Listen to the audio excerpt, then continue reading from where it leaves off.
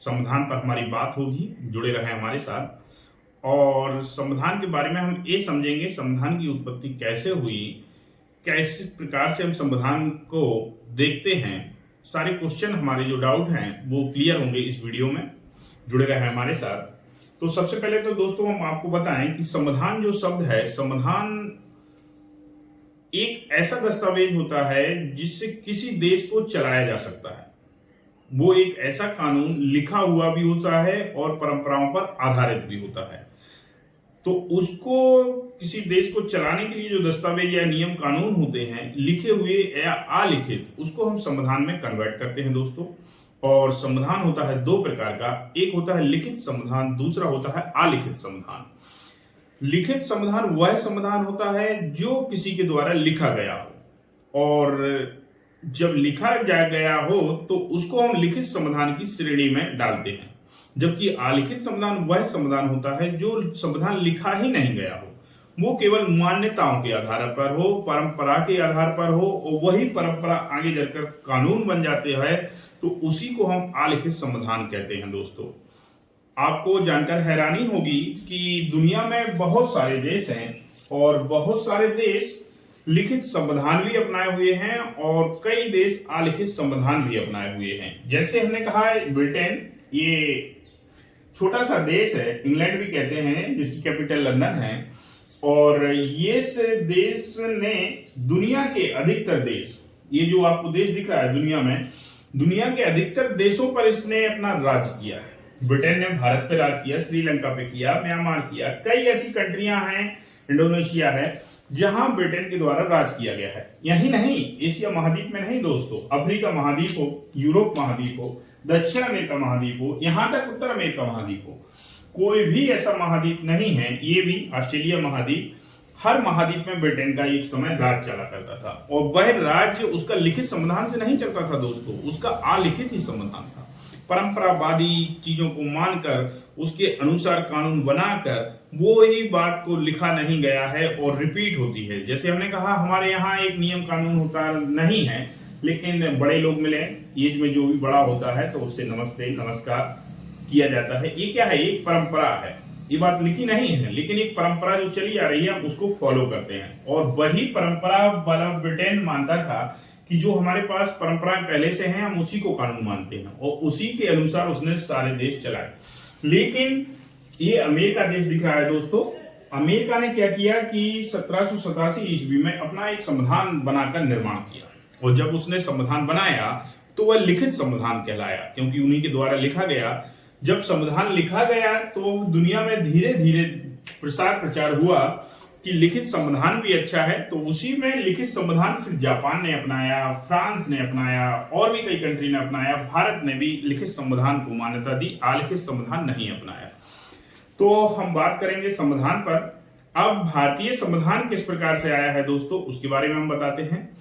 जब हमारे यहाँ अंग्रेजों का राज्य चल रहा था, तब एक कांग्रेस की स्थापना की गई थी 1885 में। और कांग्रेस संगठन 1885 में जब बना तो सबसे पहले कांग्रेस के द्वारा ही संविधान की मांग की गई। 1885 में धीरे धीरे समय बढ़ता गया। 1922 में महात्मा गांधी जी ने एक स्टेटमेंट जारी किया कि भारतीय संविधान भारतीयों के इच्छा अनुसार ही होगा। उसके बाद 1924 में मोतीलाल नेहरू के द्वारा संविधान की मांग की गई। उसके बाद कम्युनिस्ट पार्टी के संस्थापक श्री एम.एन. राय के द्वारा 1934 में संविधान की मांग की गई। इस तरीके से संविधान की मांग लगातार चलती रही दोस्तों, और आखिर में जब हमारा देश आजाद होने की कगार पर पहुंचा 1947 में, तो उससे पहले ब्रिटेन में लेबर पार्टी की सरकार बनती है दोस्तों। लेबर पार्टी के प्रधानमंत्री बनते हैं क्लीमेंट एटली। क्लीमेंट एटली के द्वारा निर्णय लिया गया कि भारतीय संविधान का निर्माण, भारतीय संविधान का निर्माण जो वहां की जनता मांग कर रही है, तो उसके लिए यहां से एक कमेटी बनकर जाए, और उसी को कहा गया है कैबिनेट मिशन योजना।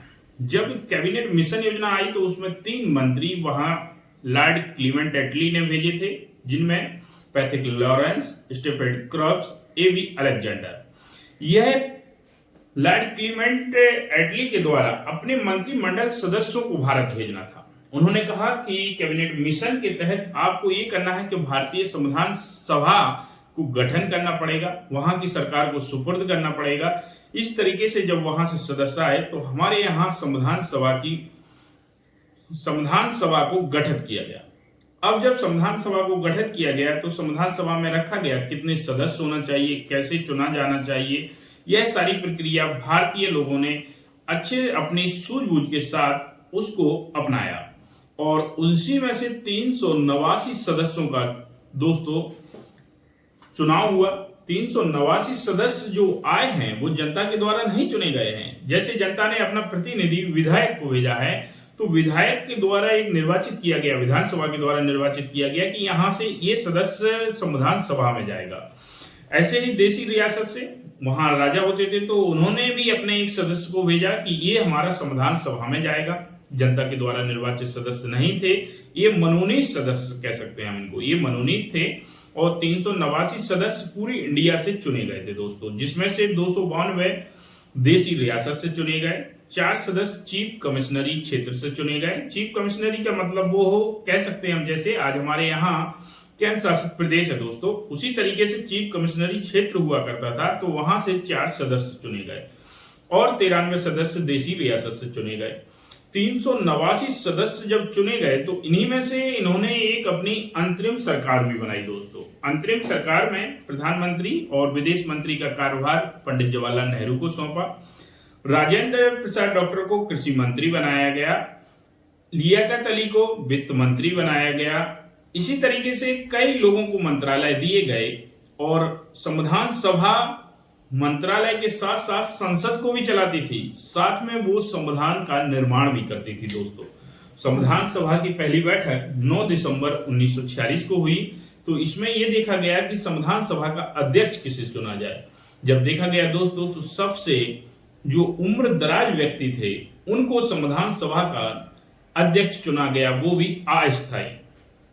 यह अध्यक्ष 9 दिसंबर 1946 को सच्चिदानंद सिन्हा को चुना गया। सच्चिदानंद सिन्हा उम्र में सबसे बुजुर्ग व्यक्ति थे, इसलिए उनको अध्यक्ष बनाया गया। ये बात पॉइंट करना नोट करने लायक है क्योंकि एग्जाम में पूछा जाता है कि संविधान सभा का अध्यक्ष अस्थायी के रूप से सच्चिदानंद सिन्हा को किस प्रकार से चुना गया था। जनता ने चुना था, मनोनीत थे, या फिर संविधान सभा ने चुनाया था, या फिर संविधान सभा के द्वारा यह निर्णय लिया गया कि सबसे उम्र में दराज व्यक्ति हैं इसलिए इनको चुना जाए। तो आपको ध्यान देना है, सच्चिदानंद सिन्हा सबसे उम्र दराज व्यक्ति थे दोस्तों, इसलिए उनको संविधान सभा का अस्थायी अध्यक्ष 9 दिसंबर 1946 को चुना गया।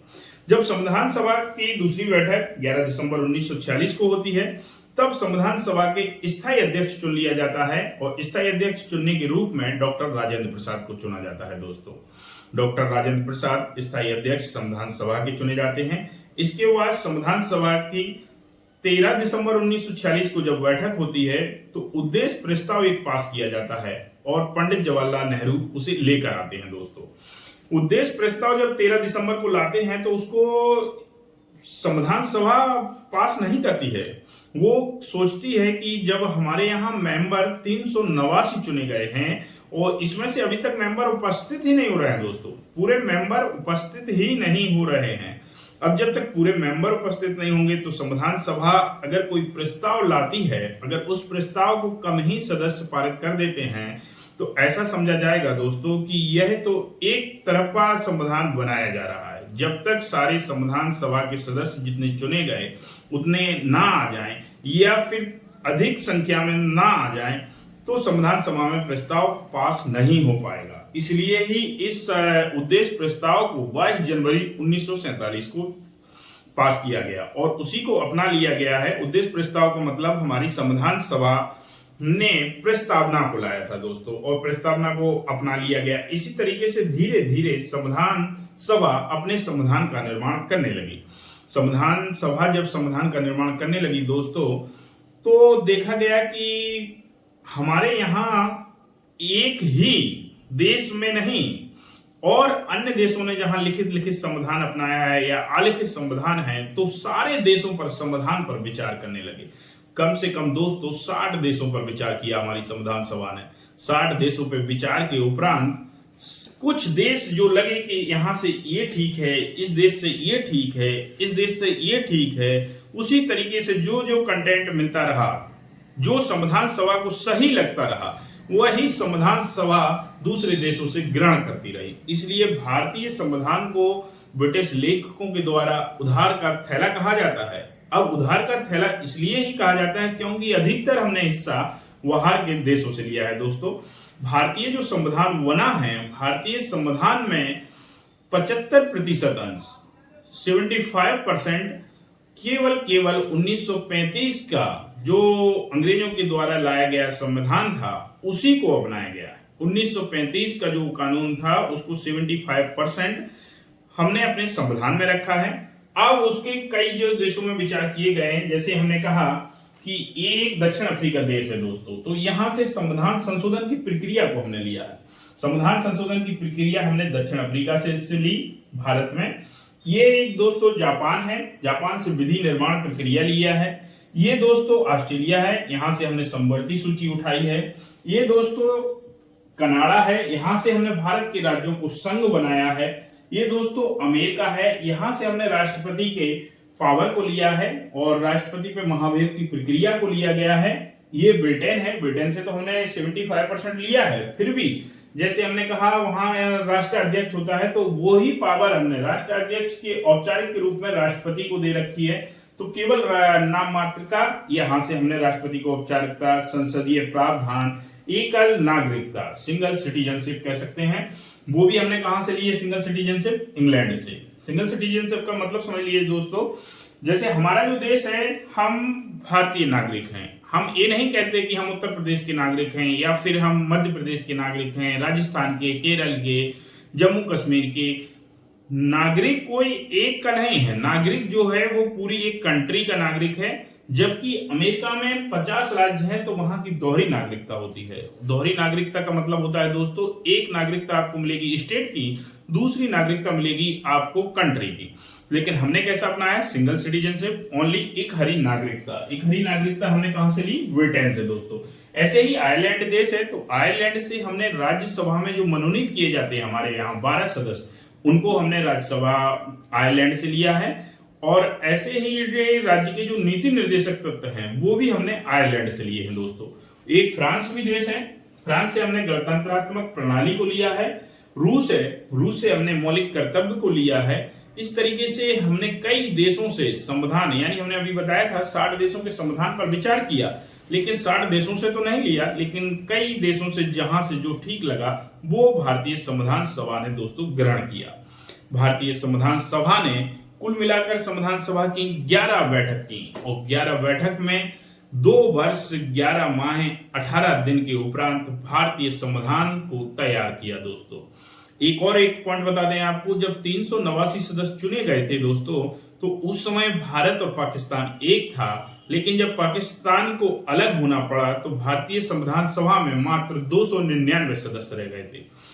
299 सदस्य जब बचे, तो जब 26 नवंबर 1949 को भारतीय संविधान सभा ने संविधान को पूरी तरीके से लिख कर तैयार कर दिया, तो उसी में से 284 सदस्यों ने संविधान पर अपने हस्ताक्षर किए दोस्तों।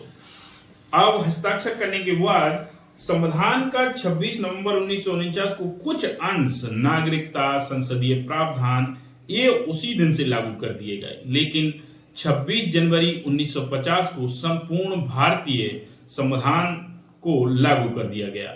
लागू करने का उद्देश्य इसका 26 जनवरी 1950 को यही था कि 1930 से हम अपना संविधान के रूप में स्वतंत्रता दिवस मनाते आ रहे थे, और स्वतंत्रता को मनाने का एक यादगार दिन नजदीक था हमारे। 26 नवंबर को जब हमारा संविधान बना, तो सोचा 26 नवंबर के बाद 26 दिसंबर, उसके बाद क्यों ना हम इसको जनवरी में ही लागू किया जाए, तो वो हमारा यादगार बना रहे। इसलिए हमारी संविधान सभा ने 26 जनवरी 1950 को भारतीय संविधान को लागू किया।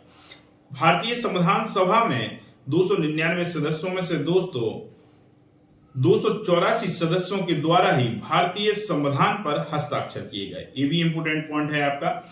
ऐसे कई और पॉइंट होंगे जिन पॉइंटों पे हम बात कर रहे हैं। भारतीय संविधान सभा में कुल मिलाकर 15 महिलाएं थीं दोस्तों। ये इंपोर्टेंट पॉइंट है, याद रखना। कुल मिलाकर 15 महिलाएं थीं, जिनमें राजकुमारी अमृत कौर, सरोजिनी नायडू, ऐसी ही और महिलाएं थीं।